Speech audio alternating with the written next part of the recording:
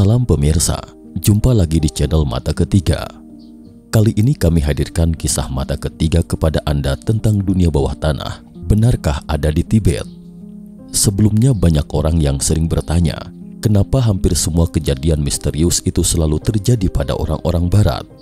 Oleh karena itu, pada kesempatan ini kita akan beralih topik tentang kejadian misterius di sekitar Asia, yakni di Tibet. Kita tahu Tibet yang terletak di daerah otonom etnis minoritas di dataran tinggi Qinghai Tibet ini, terdapat sebuah agama Buddha Tibet yang terkenal di seluruh dunia. Bagi mereka yang tidak mengerti agama Buddha Tibet, mungkin berpikir bahwa itu hanyalah sebuah kelompok agama biasa. Tapi tahukah Anda, sebenarnya agama Buddha Tibet itu juga sangat misterius. Pada tahun 1945, diktator Hitler mengakhiri hidupnya dengan sebutir peluru.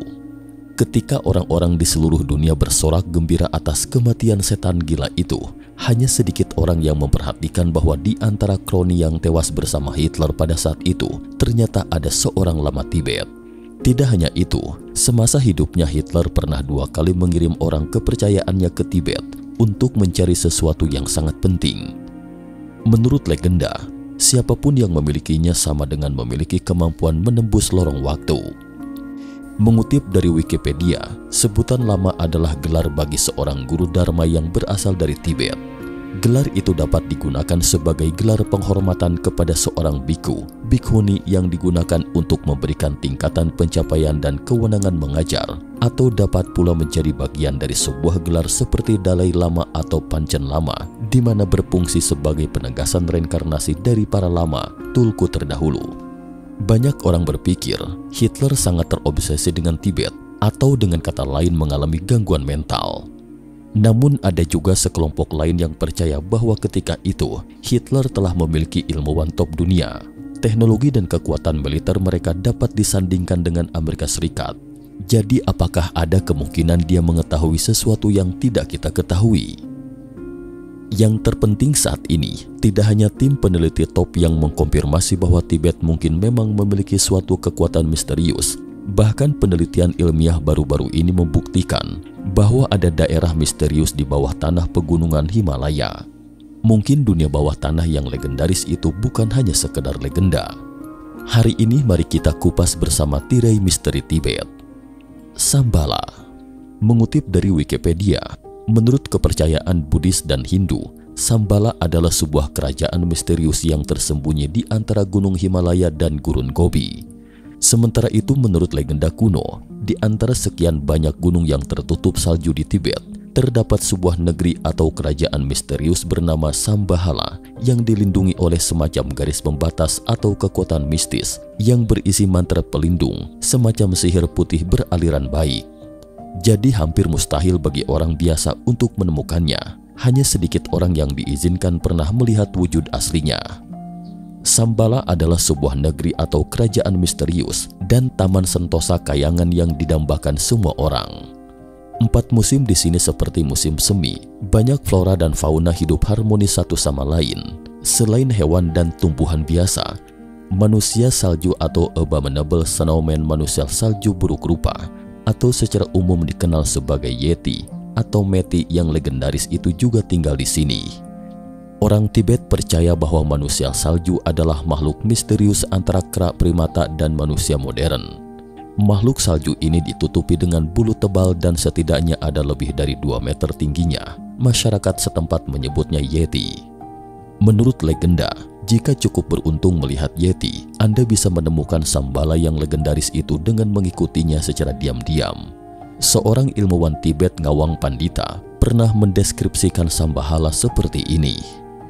Ia mengatakan bahwa negeri ini adalah kota yang dibangun secara melingkar, terlihat mirip bunga teratai, diselimuti pegunungan yang tertutup salju yang mengelilingi lingkaran tengah dan lingkaran luar.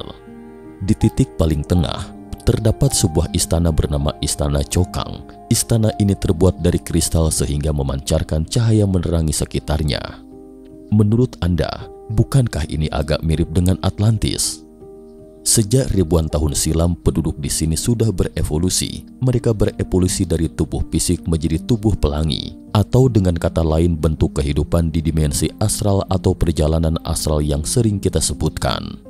Mengutip dari Wikipedia, perjalanan astral adalah istilah yang digunakan dalam esoterisme untuk menggambarkan pengalaman keluar dari tubuh atas keinginan sendiri yang diduga sebagai suatu bentuk dari telepati yang mengasumsikan adanya jiwa atau kesadaran yang disebut tubuh astral yang terpisah dari tubuh fisik dan mampu melakukan perjalanan keluar ke seluruh penjuru alam semesta.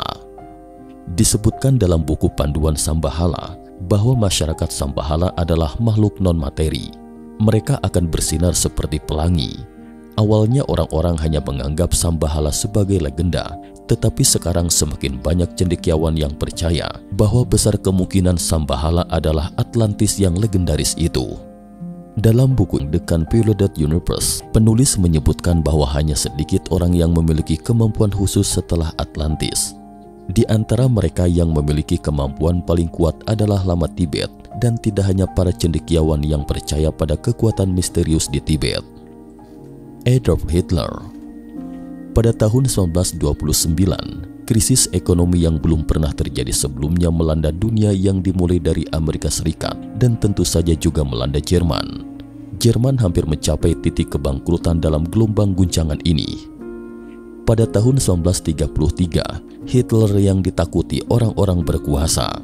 Setelah menjabat, Hitler menggunakan cara khusus untuk membuat Jerman melompat dari negara dengan defisit fiskal dan tingkat pengangguran tertinggi di Eropa menjadi salah satu kekuatan ekonomi teratas di dunia hanya dalam tempo 6 tahun. Selama periode ini, Hitler tidak hanya mengutamakan perkembangan ekonomi, tetapi juga memberi perhatian khusus pada pengembangan bakat. Sebelum Perang Dunia II, banyak pemenang hadiah Nobel berasal dari Jerman. Setelah kehancuran Nazi, kita dapat mengetahui betapa pentingnya orang-orang Jerman yang bertalenta bagi dunia saat itu ketika Amerika Serikat secara aktif mencari ilmuwan Jerman. Terutama selain penelitian tentang sains, Hitler juga fokus pada apa yang disebut dengan kekuatan supranatural. Selama itu, Hitler terus menjerat semua orang yang berkemampuan gaib atau supranatural di mana-mana dan menempatkan orang-orang ini di Wewelsburg, sebuah kastil Renaissance di timur laut Rhine-Westphalia utara Jerman untuk dikelola secara terpadu. Orang-orang ini siang dan malam mempelajari semua jenis okultisme atau mistisisme, yakni kepercayaan terhadap hal-hal supranatural seperti ilmu sihir dan semacamnya. Pada tahun 1936, setahun sebelum dimulainya Perang Dunia II, Hitler menemui dua lama di Wewelsburg. Menurut pelayanan pribadi Hitler, Hitler bahkan sengaja menyingkirkan orang-orang sekitarnya pada saat itu. Meskipun pelayan pribadi Hitler tidak mendengar percakapan antara Hitler dan Lama, tetapi dia memperhatikan bahwa tidak lama setelah pintu ditutup, tampak seberkas cahaya terang yang aneh terlihat dari celah pintu. Sejak pertemuan itu, Hitler akan selalu secara berkala menemui Lama secara pribadi. Perilaku yang tidak biasa.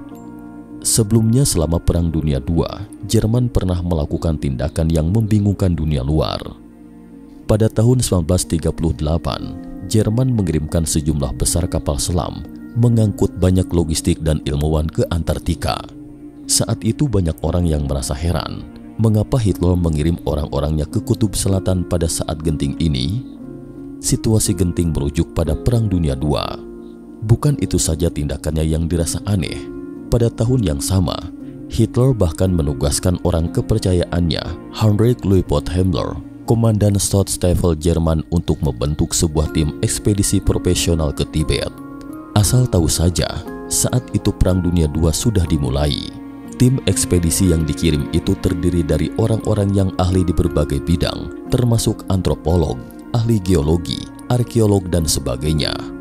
Tujuan mereka adalah segera tiba di Tibet untuk mencari keturunan Atlantis. Tapi entah kenapa, Hitler tidak hanya percaya pada keberadaan Atlantis, tetapi berdasarkan informasi yang dia miliki, dia percaya bahwa orang-orang Tibet saat ini tidak dapat dipisahkan dengan suku bangsa misterius Atlantis. Hitler ingin segera ke Tibet untuk lebih dulu menemukan keturunan suku bangsa Atlantis sebelum ditemukan negara-negara lainnya. Dengan demikian mungkin dia akan memiliki kesempatan untuk mendominasi dunia dengan teknologi suku bangsa Atlantis. Sumbu bumi. Setelah beberapa waktu kemudian, tim ekspedisi akhirnya tiba di Tibet dan mulai mengadakan kontak dengan penduduk setempat. Atas persetujuan pemimpin, mereka juga mengukur ukuran kepala penduduk setempat dan memperoleh banyak data pertama. Semua proses bahkan direkam, dan selama penyelidikan mereka juga secara tidak sengaja mengetahui dari mulut penduduk setempat tentang dunia bawah tanah di suatu tempat di Tibet.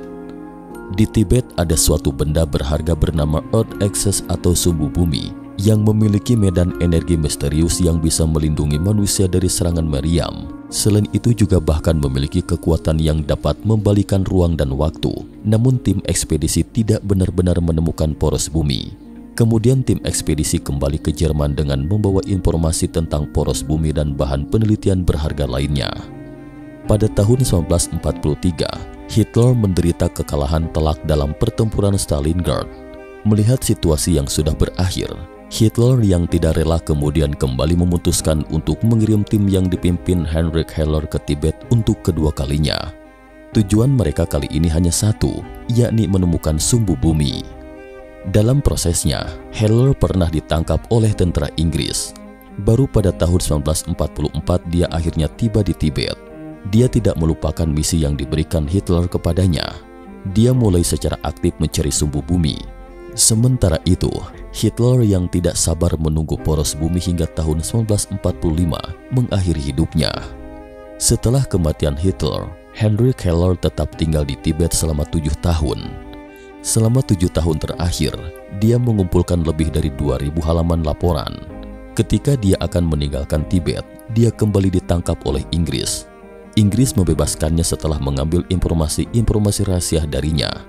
Belakangan Amerika Serikat juga bergabung dalam studi kumpulan materi Tibet ini, dan Amerika Serikat bahkan mengklasifikasikan materi itu sebagai dokumen rahasia dan tidak akan diumumkan hingga 2044. Bukti. Sampai di sini mungkin ada yang berpikir, Tibet seajaib itu. Jika memang ajaib, apakah ada buktinya? Pada tahun 2004, seorang doktoral dari Harvard Medical School pernah mengorganisir sebuah tim dan melakukan penelitian secara real tentang otak para lama. Setelah dilakukan penelitian, ditemukan bahwa otak lama itu memang benar-benar beda dengan otak orang biasa. Nah, selain doktoral Harvard University yang pernah ke Tibet, pada tahun 1930-an, seorang doktor fakultas kedokteran lain dari Oxford University juga pernah ke Tibet. Saat itu dia beruntung bisa menyaksikan sendiri secara langsung teknik melayang yang dilegendakan. Dia juga mengabadikan fotonya. Selain foto, sebagai seorang dokter dia langsung membuat catatan yang sangat detail di tempat. Dia bercerita kepada orang-orang bagaimana caranya para lama Tibet itu membuat batu mengapung di udara. Dalam catatannya, dokter itu juga menandai ukuran batu itu. Ternyata tinggi batu ini mencapai 1,5 meter dan lebarnya sekitar 1 meter. Pada jarak 63 meter dari batu, ada 19 lama yang berdiri mengelilingi batu dalam radian satuan sudut setengah lingkaran. Sementara itu 6 dari mereka meniup trompet trombon dan 13 lainnya memukul drum metal dengan ukuran yang tidak sama. Di belakang lama itu berdiri 200 lama lainnya. Mereka akan mulai membacakan kitab suci mengikuti irama musik. Awalnya batu itu tidak bergeming, tetapi tak lama kemudian, batu itu mulai bergoyang kemudian mulai bergerak naik dengan stabil. Dalam waktu kurang dari 3 menit, sang lama berhasil menaikkan batu besar itu ke tebing gunung setinggi 250 meter. Dunia bawah tanah. Ada 2 gambaran tentang letak negeri kerajaan Sambahala Tibet. Pertama, ada yang bilang tersembunyi di antara pegunungan yang tertutup salju dan yang lainnya mengatakan kemungkinan tersembunyi di bawah tanah. Tak disangka pada tahun 2007, ada sekelompok ilmuwan yang mengumpulkan statistik gempa bumi di Asia Timur yang terjadi pada tahun 2007 hingga 2011. Kemudian data dimasukkan ke dalam superkomputer dan membuat peta model bawah tanah 3 dimensi. Kemudian mereka terkejut menemukan satu hal yang tak terduga. Di bawah pegunungan Himalaya ternyata banyak terdapat gua ukuran besar yang terkecil seluas 150.000 km persegi. Tahukah Anda seberapa besar 150.000 km persegi itu? Seluruh Taiwan hanya lebih dari 36.000 km persegi. Artinya area yang terkecil saja sudah lebih dari 4 kalinya luas Taiwan, apalagi gua-gua lainnya. Saat itu orang-orang merasa heran karena pegunungan Himalaya adalah gunung tertinggi di dunia. Jika di bawah tanah itu berongga, lalu bagaimana bisa menopang gunung sebesar itu? Selain itu, tim peneliti juga menemukan medium yang aneh di gua-gua tersebut. Medium itu memiliki konduktivitas yang kuat. Beberapa ilmuwan kemudian menjelaskan bahwa itu kemungkinan besar merupakan danau garam dengan konsentrasi tinggi. Namun ada juga beberapa ahli lainnya yang tidak sependapat. Bagaimana mungkin danau garam memiliki efek konduktif yang kuat? Pertanyaannya, sebenarnya apa yang ada di gua bawah tanah itu? Setelah menyaksikan video ini, pernahkah terlintas dalam benak Anda bahwa banyak legenda misterius di masa lalu itu sekarang dapat dikonfirmasi karena kemajuan teknologi saat ini, seperti yang baru saja disebutkan di atas Lama Tibet? Mereka mungkin memiliki semacam teknologi yang dapat mengapungkan batu pada frekuensi getaran musik. Jadi sebaiknya kita tetap mempertahankan rasa penasaran dan imajinasi kita untuk melihat dunia kita. Siapa tahu orang berikutnya yang menemukan rahasianya adalah Anda. Jika suka dengan video ini, jangan lupa klik like, subscribe, dan share. Jangan lupa kunjungi selalu channel Mata Ketiga untuk mengetahui kisah-kisah peristiwa misterius lainnya. Terima kasih dan sampai jumpa lagi di episode berikutnya.